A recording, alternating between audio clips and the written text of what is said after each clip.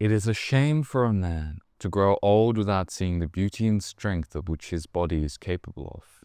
If you want to lock in and truly try your best this year in whatever you're pursuing, and you know for a fact that you can do more, but you don't really know how to get there, this video will provide a 7-step productivity routine that you can start implementing ASAP that I used to go from flunking subjects to getting nearly full marks. And no, this isn't some Huberman routine that takes 4 hours to complete and leaves you completely drained. This is specifically tailored for those who want to bring out the most focused versions of themselves to make 2025 a year that they can be proud of. Number 1, wake up early. What I mean by waking up early is a time when no one can interrupt you, where you can have full control of that period, meaning your parents won't interrupt you, meaning no one will call you or text you,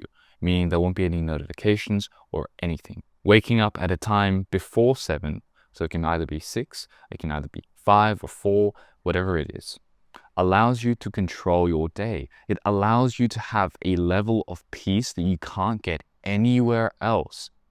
This is self-love, by the way. Giving yourself peace, the kind of peace that you can only find in the most beautiful bathroom. This peace, coupled with zero interruption, allows you to have complete focus on whatever you want to do, whatever you feel is most important to you. And waking up early does that. It also has this added bonus of a mental edge, because guess what? Everyone else is waking up at 8, 9, 7, and guess what?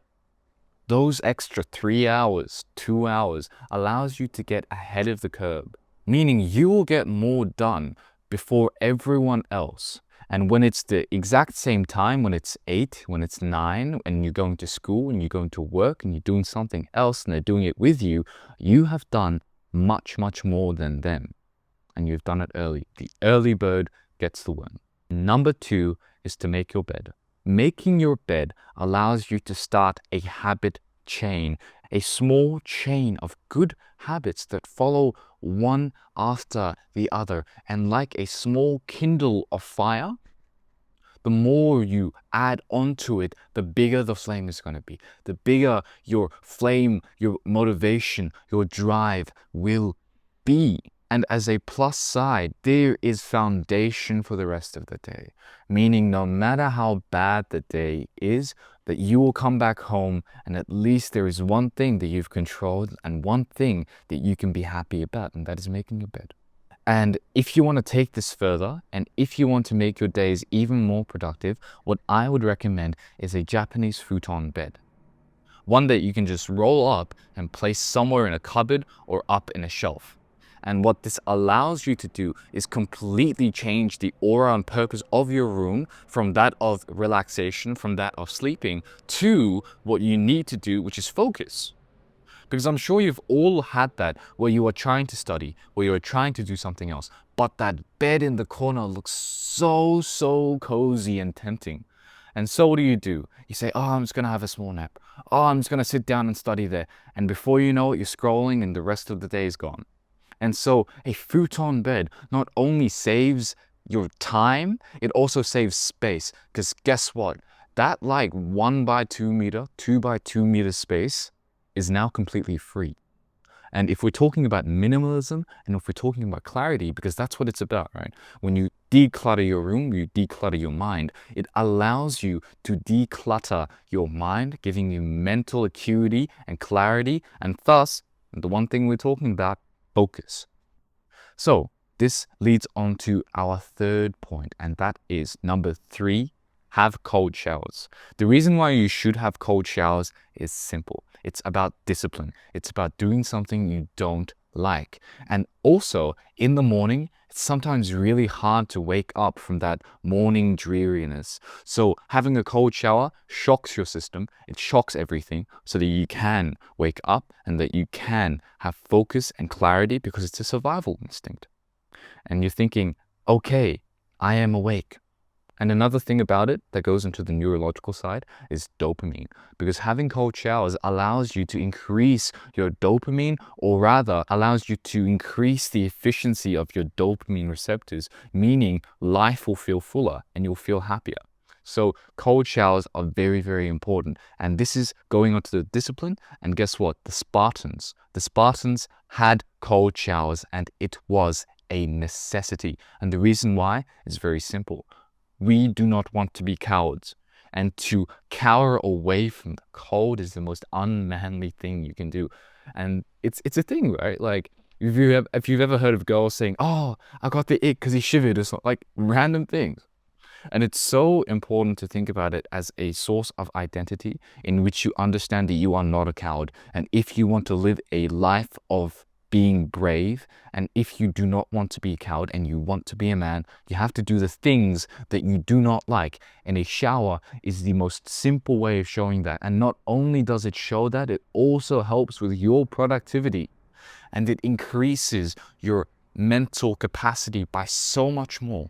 And it's something that you can always be proud of. And number 4 is to go for a walk. And why I say going for a walk instead of a run or something more extreme is because you only have so much mental capacity during the day and decisional power during the day. And what going for a walk is a very easy, productive task. It allows you to get the blood pumping into your brain and into your body, and it allows you to have more clarity. It keeps you focused. And when you go for a walk and you don't scroll, obviously, at any point of this day, you do not want to scroll. In the morning, that is the worst time.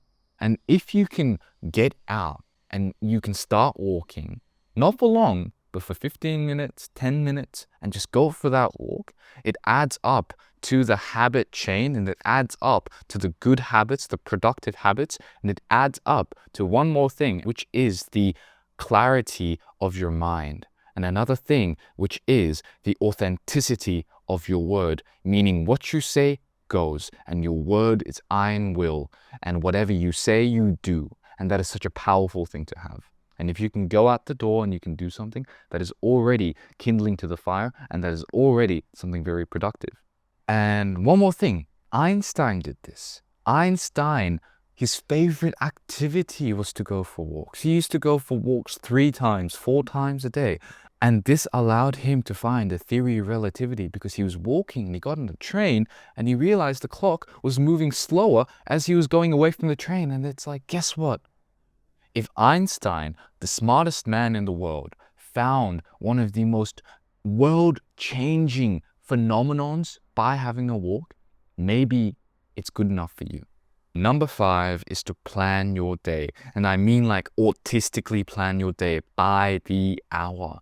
It has to be realistic. You can't just say you're going to study for 4 hours when you haven't even done 20 minutes in your life. And it's very, very important for focus that you have this, because it gives you a structure and it doesn't give you the excuse of doing something else. If you see it up there, it's like 5 a.m. to 6. I'm going to have the morning routine that we're talking about, which is like wake up, which is to make your bed, to have a cold shower, to go for a walk. And these things take such a short amount of time that you will not be at all tired from it.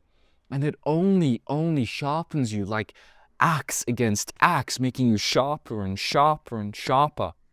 And so it's so important to have these things set in. That way after you can cross them out, and that is an extra level of progress that you can just have, right? So plan your day. Plan the times you are going to waste time. Plan the times where you're not going to waste time. Plan the times where you just give yourself some space to do nothing. And it's always important, even if you have failed, even if you've gone over the time you're going to scroll, that you get back into it, that you get back into the grind. And what I did was this. I only did 10 minutes, and then afterwards I did 20. I stopped for an hour almost, went to the mall and went back into it. And guess what? A day which I thought was just going to be ruined. A day which I thought, okay, I'm not going to do any more. The whole day's gone. I'm done. I'm tired. Turned into a day where I did over 8 hours of work just because I was like, let's get back into it. And they say boredom is that part of your brain where you realize you're not really accomplishing what you are meant to do. And this goes on to the second last point, which is intermediate fasting. Meaning you don't have any food from when you wake up to at least 12. For 5 to 4 to 6 hours, you have zero food. This again sharpens your mind, because if we think about it through the survival mechanism, you would hunt and forage for food. And in that period of time when you're hunting, you are hyper-focused. You are looking for food. And it's the same thing. And it allows you to bring out this very primal version of you and this very focused version of you by simply not eating. And look, the first few days, the first week is gonna suck. But you're slowly going to realize that your appetite means nothing. Your hunger means nothing.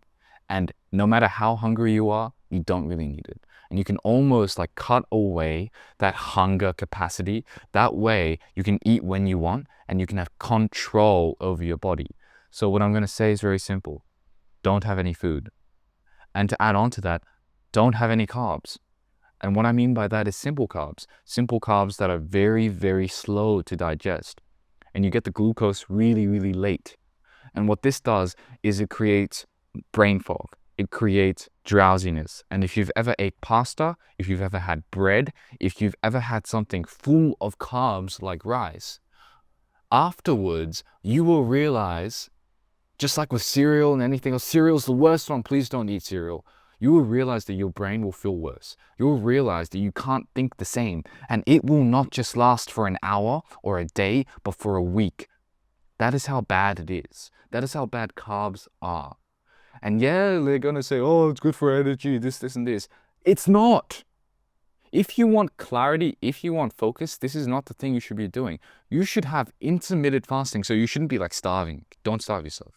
You should have intermediate fasting, so that you can be extremely focused. Number 7, timers or an app called Forest. And what I mean by timer is this. See this thing? This is a timer. And what you do is very simple. You set a time like 88 minutes and then you start and you just finish when the timer goes off. And you do nothing else except the work.